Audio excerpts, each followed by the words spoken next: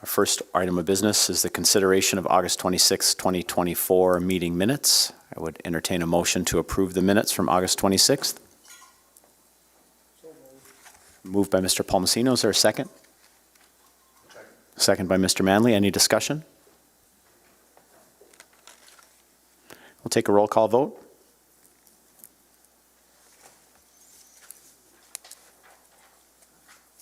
Manley? Yes. Henderson? Yes. Hodak? Yes. Clement? Yes. Larson is absent. Palmasino? Yes. Flynn? I'm sorry, Flynn is absent. Lund? Yes. And Berger? Yes. 7 yes, 0 no, and 2 absent. Motion passes.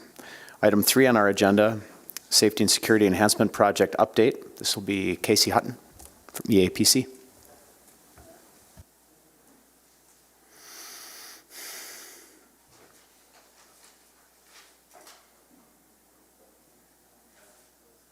Oh, below the button. Gotcha. Excellent. All right. Well, thank you. My name is Casey Hutton. I'm a principal architect with the APC Architects and Engineers. Kind of giving an update on the safety and security project that we've been working on for quite a while now. Many of you will remember the first part of this project was to go through all of the schools, basically documenting any concerns that we saw or identified, some in conjunction with the administration, others just with our staff and our consultants as we were going through, looking for ways to basically just make our buildings safer and better for the students. Now, after we got through all that, and I know there were a lot of conversations about the different pieces and parts, you'll probably see in what I'm about to present that a lot of it kind of came back to the entry sequence of the individual buildings. There's a lot of controlled access and safety in that regard, and that'll definitely stand out as a primary focus on this. I don't want to let anybody think that that's the only thing that we're doing. The document that was produced actually had a number of ideas for things that would improve the safety and security of the buildings with minimal or no cost, and so those ones haven't been a big focus of this of the work that we've been doing lately, but those are still part of the plan. So with that, I'll just kind of see. We went through and divided it into 3 different tiers, and that was kind of levels of severity with the issues that we saw with the individual buildings. Right now you can see Red River, Lake Agassiz, Schrader, Wilder, and Winship were identified as tier number 1. And so those are going to be the first ones that we're looking at. Red River, a change for the administrative suite and a new entry sequence for that building has already been approved and bid. It's in process and is under construction right now. Here's a quick floor plan, and I'm not going to dwell on the floor plans too long because, for one, I think you've got these in front of you and can look later, but also it's kind of tough to get too into detail on this. That's not really our goal tonight, but as you can see, the locker bay in there is being renovated into an office suite so that we can bring folks into that main entrance, the one that they're used to using now, and then move them through the office before they get into the main school. And that's kind of going to be a recurring theme on most of these projects as we flip through. Next one is Lake Agassiz. Again, a similar thing, looking at being able to keep this one all within the building again for an interior renovation. Schrader Middle School, we're having to do a little bit more juggling, but we're looking at using the east entry, one that was established with the 7th and 8th grade edition, to turn that into the main entrance and bring the office over to that space. We're also going to have to rearrange a couple other spaces to get that to happen, but it's going to get us a better location for that office. Wilder, this one we're actually looking at an addition for the offices that will serve 2 purposes. One is, of course, that entry sequence that we talked about, but the other to look at removing some of the modular classrooms that we have there. There's kind of a dual phase here that we've got planned. One would get rid of one set of modulars, one would get rid of all of them. So depending on how our bids come back and how the finances shake out, we may be able to do both. We may only do the first phase. We'll see as we get further along. Winship, this one's a little out of context, but basically the big green spot on the far left is mostly an addition. That'll allow for a secure entrance that'll go through there, and actually this one I've got a nice little rendering to show how that can dress up that face of the school. What What street is right in front of that? I'm trying to think it's, 14th? it'd be right on the west side. Okay, 14th. Okay. But new entry, kind of a new face. That school's already gotten some updates recently this past summer, so we're kind of just finishing it all off and making it a little more secure. Tier 2 schools, now these ones aren't quite as far along as the first tier. The first tier is essentially planned for work this upcoming summer in 2025. The Tier 2 and 3 schools would be planned for summer of 26. Aside from Red River, all of these projects are pretty much getting pushed into summer so that they're not going to interfere with what's going on in the schools during the school year. Unfortunately, the work is just a little too invasive to do during the school year. But Central High School, we're still looking at a couple of options, but working to get another pass-through entry off of the what is currently the main entrance to the school, and then a little bit of rearranging to make that work a little better. Kelly Elementary, this is going to be kind of a similar deal. We've got, Ben Franklin and Lake Agassiz and Kelly with the same floor plan, so we've kind of looked at some key things we can do in each of these. This one, there's going to be a small addition at the main entrance to make that a little bigger and to kind of take over the overhang area that's there, take advantage of the foundations that are already in that space. Hoping we can reuse that once we dig it up a little. According to the drawings, it should all work, but you never know. So this one's fairly minor with a little addition and then some interior renovations. Lewis and Clark, we're looking at doing another addition on that one. This one's kind of coming on the northwest side of the building towards the parking lot, giving us an option to do a nicer drop-off lane for that school and kind of trying to work within the existing accessibility. If you know that school at all, it's a split level with a main level, so there's sort of 3 different levels. We tried to play within that, so we're going to be bringing that kind of through in one of the areas to connect to some of the existing lift systems that are already in the building. Oh yeah, I should have just skipped to this. This is more fun. Yeah. But new entry there. We're not sure how it's all going to look in the end, but trying to play off some of the pieces of the building that are already there and the Lewis and Clark mural that's on the east side that has kind of become famous for that in this building. South Middle School, fortunately, is in pretty good shape, but we are going to reroute a door through there so that the office can have kind of the same configuration with that check when people are coming in. Just a couple spaces that'll be affected by this one. Viking Elementary, we've got another minor renovation coming towards the front, a little bit of an addition and then an interior renovation at the offices. And then again, we're studying here if there's a way we can get rid of all of the modular classrooms that are out there. And so we've got an addition that would be planned to extend into that space. Again, it's a phase 2, so if numbers come back favorable, great. If not, we've got a plan in place and a budgeted number for what it would cost. And then finally, Tier 3 schools. Ben Franklin, again, this one's kind of turned the other way because of how it's positioned, but a similar thing to like what we're doing over at Kelly, where we're doing a minor addition and mostly some interior renovations. This one's kind of early on, so we're still kind of exploring a few options here, but anticipate a similar concept. Century, we're going to try work with the existing there to reroute through the office. It's going to require a little bit of renovation with some of the office space, just meeting rooms and things, and getting that main reception rearranged, but should function pretty well when we're done. Discovery, now Discovery is of course a newer building, and so they've already got a sequence where you can come through into the office right through the vestibule. We are updating some of the hardware because there were some challenges with one of the doors there, but we'll get that taken care of. The other request, actually that came from the administration and still plays into sort of a safer school, is the library and the cafeteria area right now don't have any doors to close them off. So they're an open, exposed area. If there was an incident where we needed to do a lockdown, they really wouldn't be ready for that. The teachers also think it might be nicer to be able to close it when voices get a little too loud some days, but so it's kind of a win-win here and a pretty minor modification to an already very sound building. And that's about it. The next is, we've got estimates on all of these projects. Chad kind of come up and talk to that a little bit while he's on his way, or if there's any questions, I'm more than willing to answer. Dr. Lund?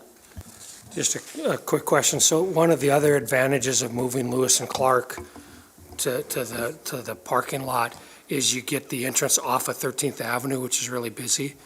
I see similar to Schrader probably. Are there any other schools that have a really busy street entrance that you looked at to try and get it off those busy avenues or streets?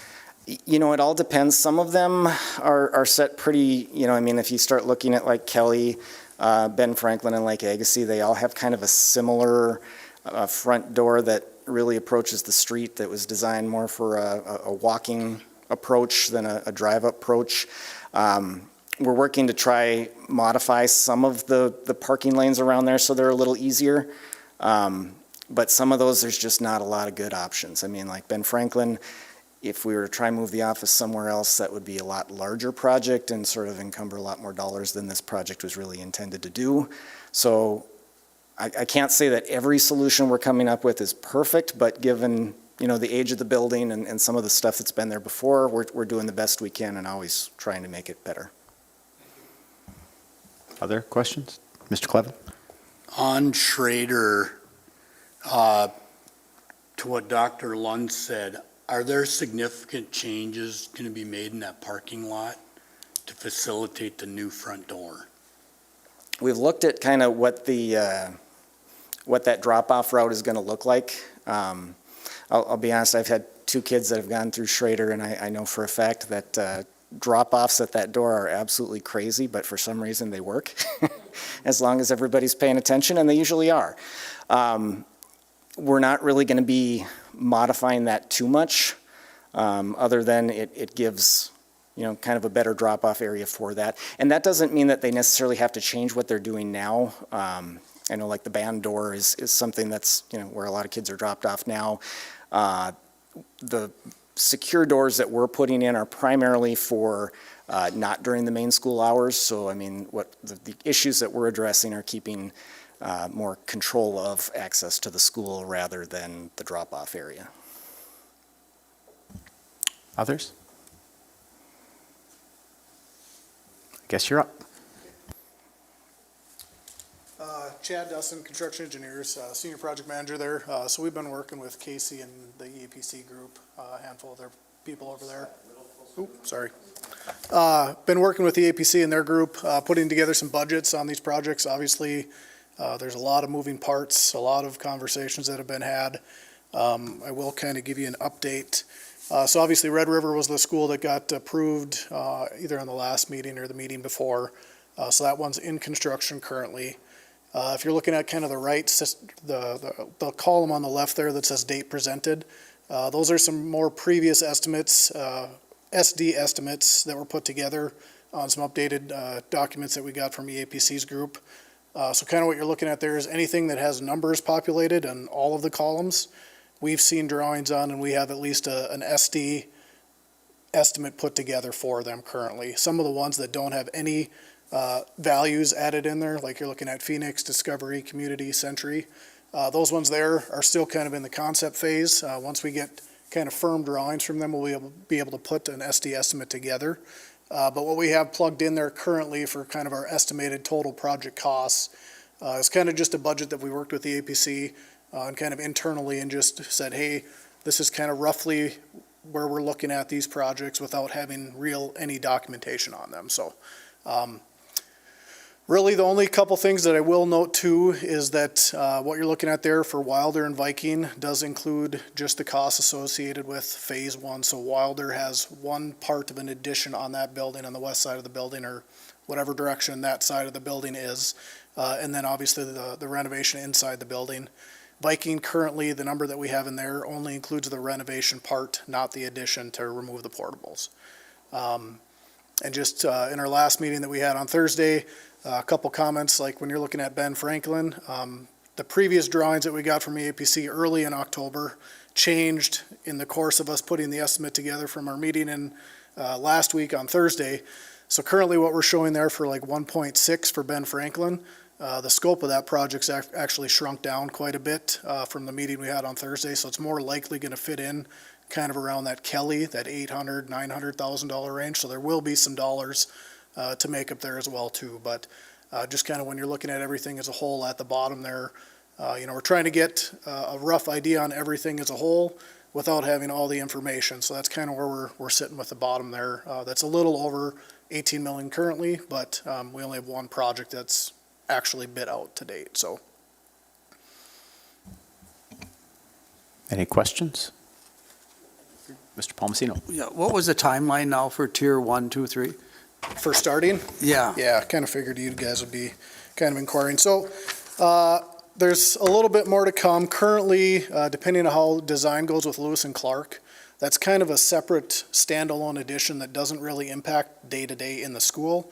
It will have some impacts outside of school, kind of the parking lot and drop-off area, but that would be one that we could potentially look at starting some of the excavations in the springtime prior to school being out. So there's some traction there, possibly starting that one in the spring. Other than that, as far as the summer of '25, we're looking at kind of potentially pairing up Lake Agassiz and Winship to kind of potentially bid those two schools together, just with kind of similarity in location, as well as Schrader and Kelly, kind of those two potentially bidding them out together, just with location and kind of similar scope. And then obviously Wilder being its own kind of standalone addition, as well as the renovation in the school, that one would be a separate project as well too, so. the remaining schools will get done then in 26? That's the plan right now, is we've got, for summer of '26, we've got Viking, Phoenix, South, and Central. And then the ones that we're still kind of up in the air that you're looking at there is Discovery, Century, Community, Ben Franklin, and then here at the Mark Sanford, so.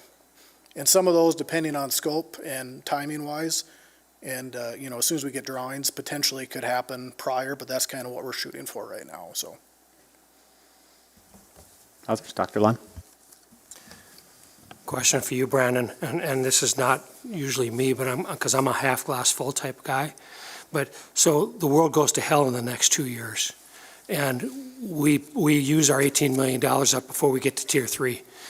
What do we do? Do we have to go back to look at finding money somewhere else or further bonding or something? Because, 2-3 years is a ways away.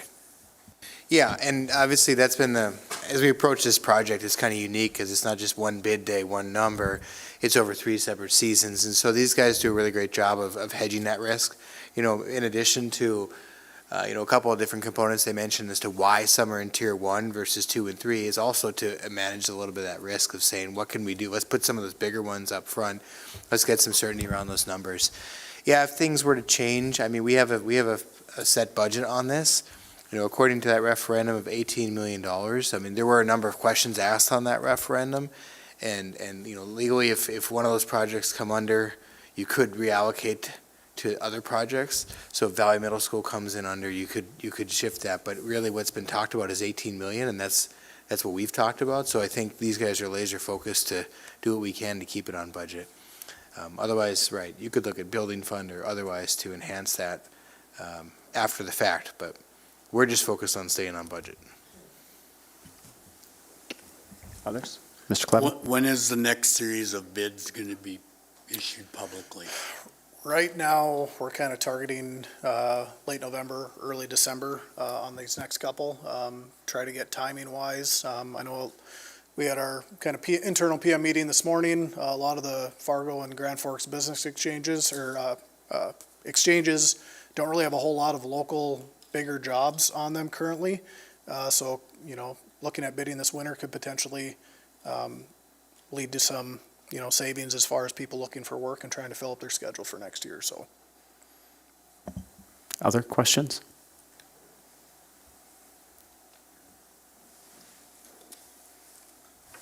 Okay, thank you. Yep, thank you. So as you notice on the agenda, our next item is our walking tour of the new Child Nutrition Central Kitchen project, which of course we won't have to drive to. Just please note the next meeting date of January 27th, 2025. Once we finished our tour, we will adjourn there. We won't be coming back into this space to adjourn. So Anything else before we start moving? Maybe as long as I have the microphone here, just want to thank our EAPC partner, Casey, and Chad from Construction Engineers for being here tonight for that presentation. Jonathan Elwine, our B&G director, is here to help out with our tour of the new centralized kitchen. Tom Wesley, principal architect at Icon, is here as well. And Tom and his team have been great partners as well with the Valley Project and also the central kitchen, which is right on schedule. So those are my comments. Thank you. Okay, let's take a walk.